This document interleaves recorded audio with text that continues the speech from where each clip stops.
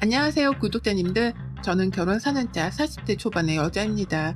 얼마 전까지 직장을 다니다가 임신을 하게 되며 퇴사를 하고 쉬고 있는 백수이기도 하고요. 제가 이르지 않는 나이에 결혼을 해서 첫 임신을 40 넘어 하다 보니 건강상의 이유로 일을 그만두게 되었어요. 지금은 아이 태교에 전념하면서 아무것도 하지 않고 사는 이 패턴에 크게 만족을 하며 사는 중이었습니다. 이 평화를 뚫고 소리 소문 없이 마음을 뒤흔들어 놓은 저희 시어머니 때문에 사연을 들고 와봤습니다. 자리에 오래도록 앉아있는 것도 허리가 아파서 잘 못할 짓인데 시어머니에 대한 고자질을 하려고 하니 벌써부터 속이 시원해서 엉덩이가 묵직하게 내려앉는 기분이네요.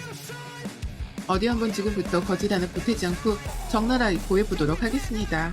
저희 남편은 저보다 5살이 많아요. 저보다도 남편이 늦은 나이에 결혼했던지라 둘 다 주변 어른들의 성화가 꽤나 컸습니다. 결혼을 하긴 할 거면 차라리 애부터 만들어 시게 데리고 들어가라는 말까지 드려야 했죠. 저희 시어머니한테서 말입니다. 그 정도로 어머님은 당신 아들 장가 보내기 프로젝트에 목을 매셨고 그로 인해 저는 제대로 된 기분다운 기분조차 내지 못한 채 주변 성화에 떠밀려 식을 치렀어요. 이왕이면 내가 좋아하는 계절에 좋아하는 식당에서 기분 좋은 마음으로 식을 치르고 싶었는데 이왕 할 거면 더 빨리 좀 하라고 보채는 시어머니 때문에 뜬금없이 한여름에 이름 모를 동네 식당에서 식을 치렀습니다.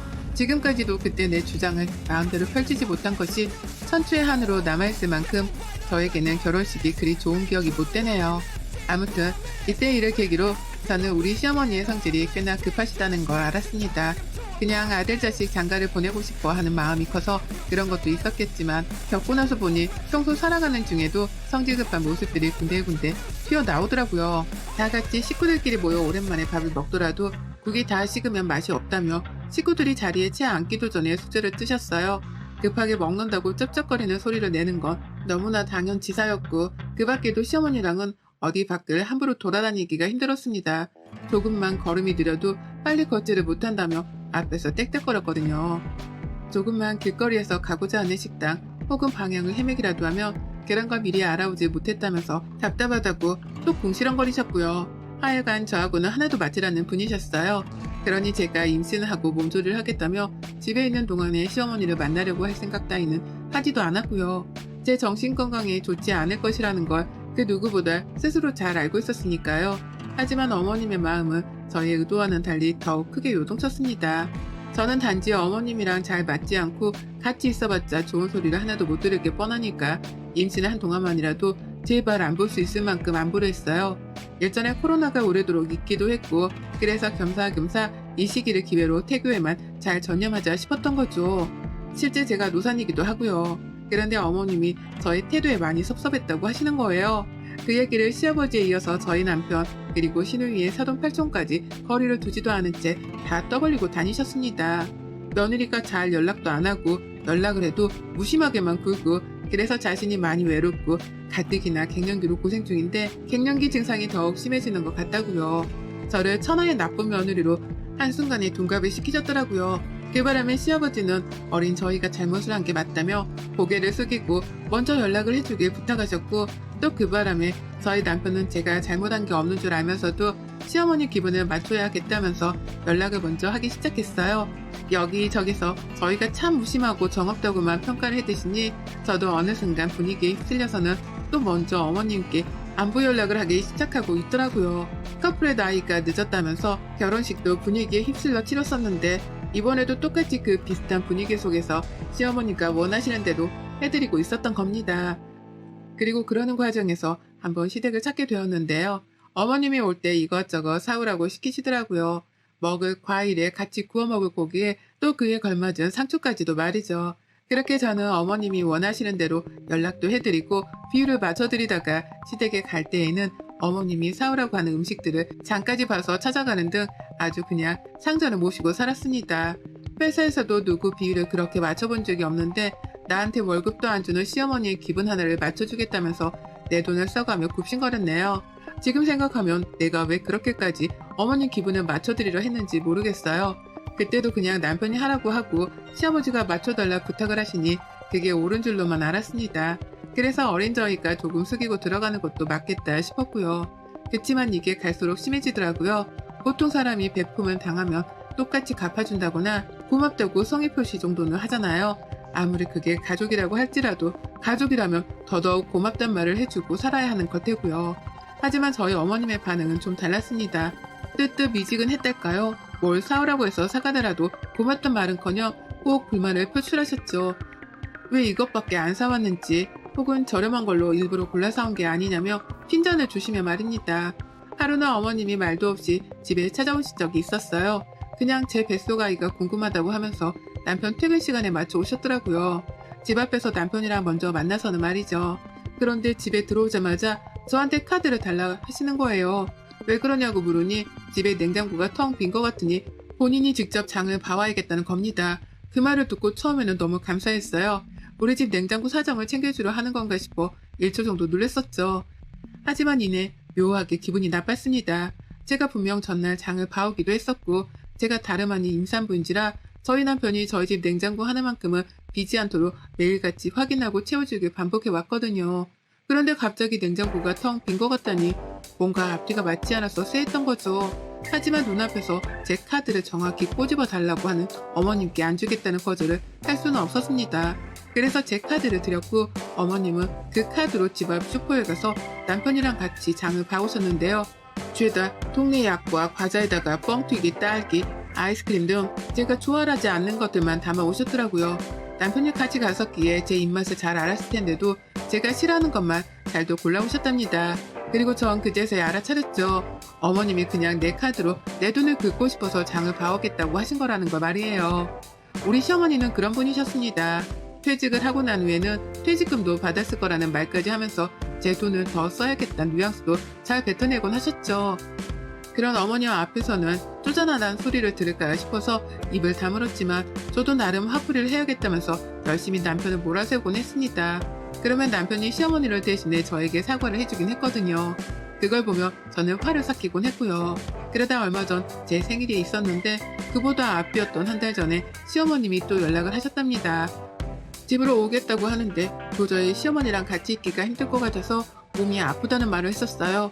그리고 이건 사실이었습니다. 가뜩이 난 우산인데 평소에 시어머니로부터 알게 모르게 받는 스트레스가 커서인지 배가 너무 땡겨서 병원도 갔었고요. 절대 안정을 취하라 하길래 남편을 출근시켜놓고 내내 누워만 있었어요. 혹시나 싶어서 남편을 출근하는 길에 먹을 걸 침대 옆에다가 쌓아놓기까지 했고요.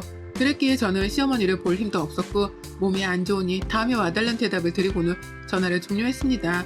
그런데 이런 제 말에 시어머니가 시아버지께 이상한 말을 돌려 전했더라고요. 며느리가 자기 보기 싫어서 오지 말라고 딱 잘라 거절을 했다고 말이에요. 그 바람에 시어머니 사랑이 대단한 시아버지는 또 아들한테 전화를 해서는 그러지 말라고 어디서 그런 걸 배워왔냐며 저를 대신 돌려 까셨고요. 남편은 집에 와서 저한테 하소연을 했습니다. 자기 엄마 때문에 미치겠다고 말이에요. 그리고 전 이 모든 상황을 지켜보고 또 여러 번 겪어보며 제가 해야 할 일을 알았습니다. 지금까지 해왔던 것처럼 또 굽신거리며 시어머니의 비율을 맞춰드려야지만 이 상황을 잘 넘길 수 있다는 걸 말이죠. 늘 어머님은 우리가 굽신거리면서 미안했다고 사과를 해주길 바라는 분이셨기 때문에 이번에도 역시나 저희가 잘못한 건 없었지만 잘못을 한 입장인 것 마냥 숙이고 들어가고자 했어요. 저는 도무지 어머님께 뭐라 사과까지 할 기력이 없었고 결국 남편이랑 같이 돈을 모아서 선물 하나를 사드렸습니다. 50만원짜리 지갑이었는데요. 그것도 시어머니가 오래전부터 가지고 싶다고 노래를 부르는 브랜드의 모델이었어요. 무슨 한두 푼도 아닌 50만원짜리 지갑을 갖고 싶다며 저 난리시냐고 끝까지 안 사드리려고 했는데요. 그냥 타이밍도 그렇고 어머님이랑 쓸데없는 일로 기싸움을 하고 싶지도 않아서 딱 생각이 나던 그 지갑으로 골라 사드렸습니다. 그리고 그때부터 저는 무지막지한 인생의 회한을 느꼈네요. 왜냐면 시어머니의 입에서 제 생일이 될 때까지 고맙다는 소리 한 번을 듣지 못했거든요. 아들이랑 며느리가 빠듯한 형편에 돈 모아 지갑이라도 사드리면서 기분을 풀어주고자 하는 모습을 봤으면 적어도 고마웠다고 잘 쓰겠다면서 웃어주기라도 하는 게 사람이 할 도리잖아요. 적어도 인간관계를 맺고 살아가려면 그 정도의 성의나 모습은 보여야 하는 거잖아요. 그런데 어머님은 선물을 받고서도 가장 먼저 이렇게 말씀을 하시더라고요. 참 일찍 또 사준다 니들 라고요. 그러면서 남편한테서 지갑을 받아 채갔다고 하더라고요.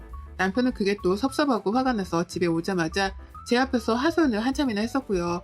아무튼지간에 뭔 행동을 하더라도 저랑 맞는 건 하나 없었습니다. 제 마음에 들게 행동을 하신 적도 단 한 번도 없었고요.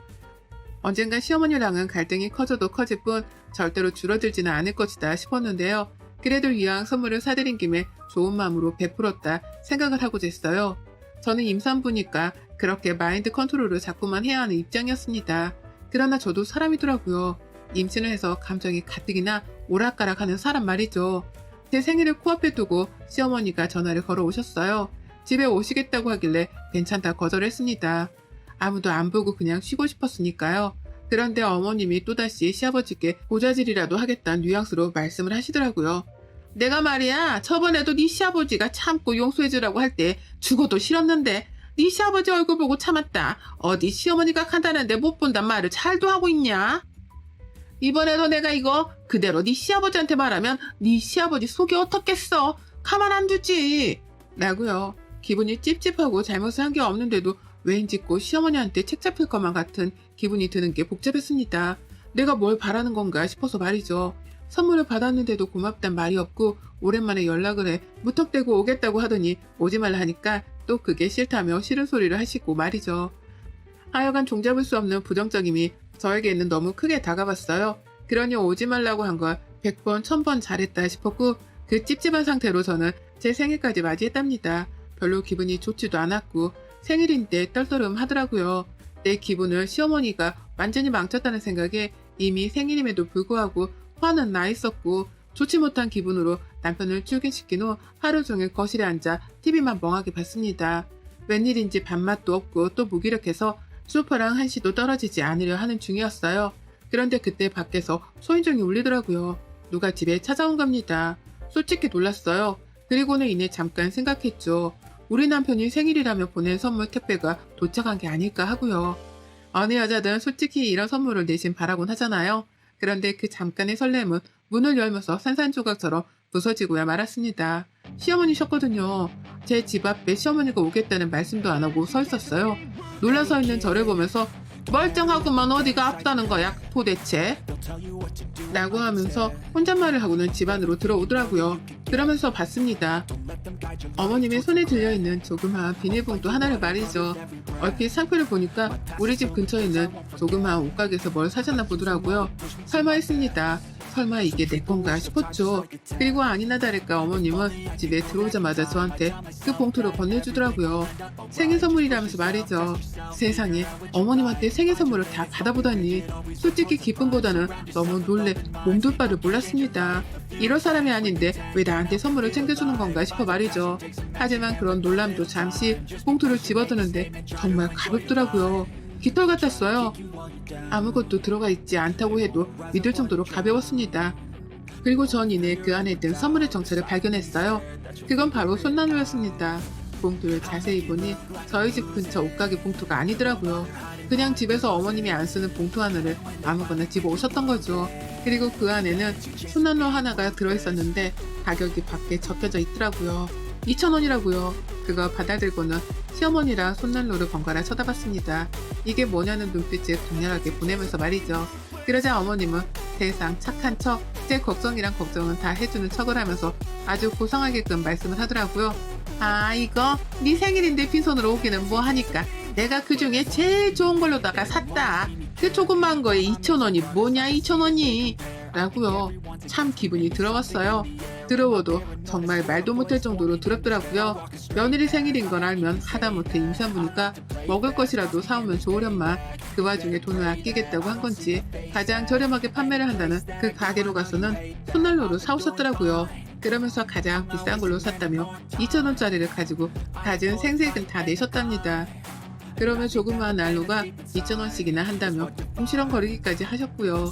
저는 그런 시어머니께 작지만 50만원이 넘는 값비싼 지갑 선물을 해드렸는데 어머님은 고작 2,000원을 가지고서 끝까지 생색이라니요. 정말 내가 뭘 위해서 이놈의 시어머니를 마주하고는 비위를 맞춰드리려고 하고 있나 싶었어요. 근데 더 웃겼던 건 핫백을 주고 난 후 계속된 어머님의 그 생색이었습니다. 처음에 가장 비싼 걸로 골랐다는 말씀으로 생색은 더 이상 그만 내실 줄 알았는데요. 그 이후로도 계속 되더라고요.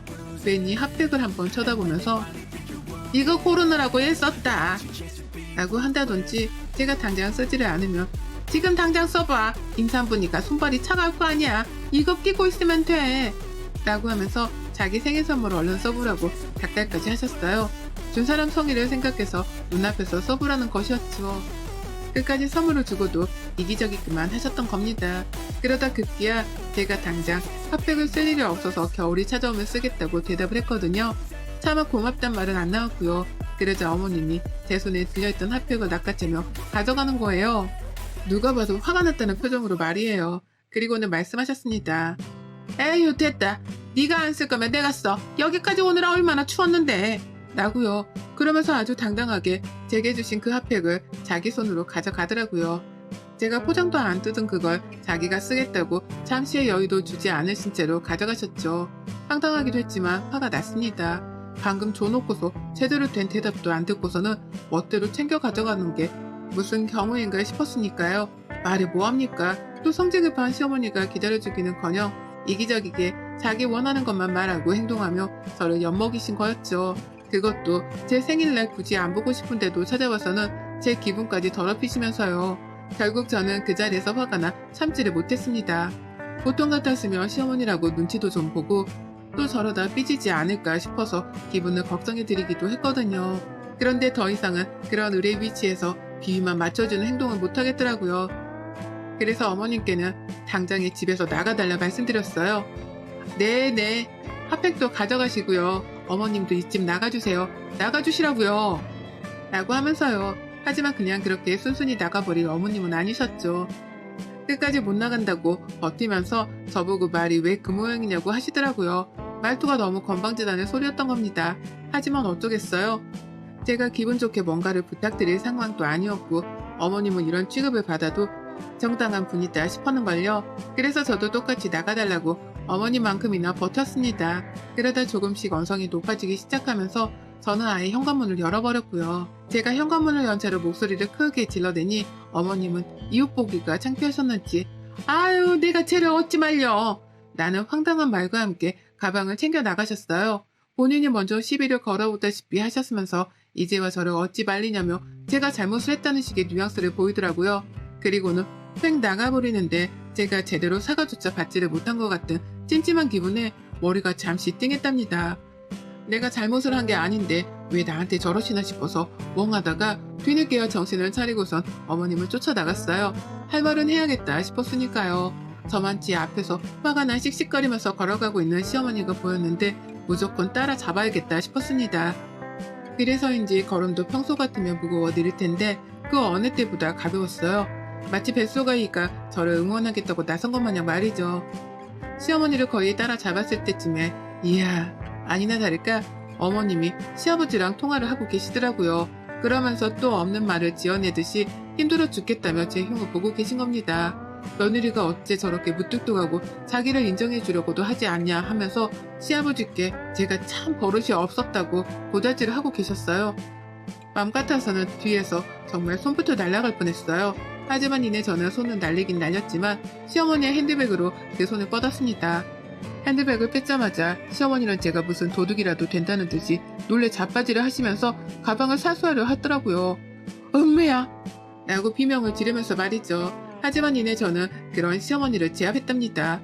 제압을 할 리도 없었어요. 바로 가방에 손을 뻗자마자 그걸 낚아챘고 그 안에서 딱 하나 지갑만을 사수했습니다. 제가 얼마 전 남편이랑 돈 모아 비 맞춰드린다면서 샀던 그 지갑을 말이에요. 그 지갑을 손안에 쥐고서는 길거리 한복판에서 지갑을 탈탈 털었습니다. 그 안에 든 어머님 신분증이랑 카드 그리고 현금을 바닥으로 따궈버린 것이었죠. 어머님은 뭐하는 짓이냐면서 소리를 질렀지만 또 그 와중에 사람들 눈치가 보이는지 중간중간 목소리를 깔아내리며 저를 말리려 하셨습니다. 하지만 당하지 않기로 했어요. 저는 열심히 어머님 지갑을 비워드린 후 어머님도 제 선물 도로 가져가셨죠? 저도 제가 드린 선물 그냥 제가 도로 가져갈게요. 라고 하면서 제 손에 쥐고 집으로 돌아왔어요. 당연히 어머님은 안 된다면서 다시 돌려달라고 저를 따라오셨거든요. 하지만 길거리 한복판에서 임산부를 상대로 소리를 지른다는 게 결코 쉬운 일은 아니었을 겁니다. 사람들은 다들 저를 쳐다보고 이미 누구는 도와주겠다며 다가오려고까지 하니 어머님은 저를 따라오려고만 하다가 결국 중독 포기를 하셨어요. 그 길로 멀어져가는 자신의 지갑을 바라만 봐야 하셨고 그 끝에 소리를 지르며 말씀하셨죠. 내가 널 다시 보나 봐라 라고요. 그래서 저는 그런 어머님께 똑같이 호통을 치듯 말씀드렸습니다. 저도 보기 싫네요. 라고요. 집으로 돌아오자마자 시아버지도 연락을 해오고 시어머니는 아직 화가 안 풀리셨는지 같이 연락이 오시고 난리도 아니었습니다. 하지만 아무리 저의 쉽사리 건드리거나 화를 내지 못했어요. 전 말 그대로 임산부니까요. 그걸 핑계로 시아버지 전화도 일부러 받아서는 임산부한테 사사건건 전에도 그렇고 오늘도 그렇고 뭐 하시는 거예요? 손주 안 보고 싶으세요? 라며 대뜸 화를 냈습니다. 저라는 사람도 화를 낼 수 있다는 걸 보여주기 위해서요. 그러자 아버님은 찍소리도 못하고 미안하다 라는 사과를 대신 저한 채 전화를 끊으셨어요. 시어머니는 그제서야 시아버지로부터 무슨 얘기라도 들은 건지 전화를 그만 걸어오셨고요. 그리고 전 이 핑계를 아이를 낳고 나서도 대기로 했습니다. 아이를 낳고 나서도 시어머니, 시아버지는 제 기분이 내키는 때에만 아이를 보여줄 거예요. 그게 마음에 안 들면 저한테 굽신거리라고 하죠 뭐. 다 어머님이 뿌린 대로 거두는 중이니까 저는 거기에 양념만 첨가해서 저 편한 대로 좀 지내볼랍니다. 여러분의 생각은 댓글로 남겨주세요. 오늘도 시청해주셔서 정말 감사합니다.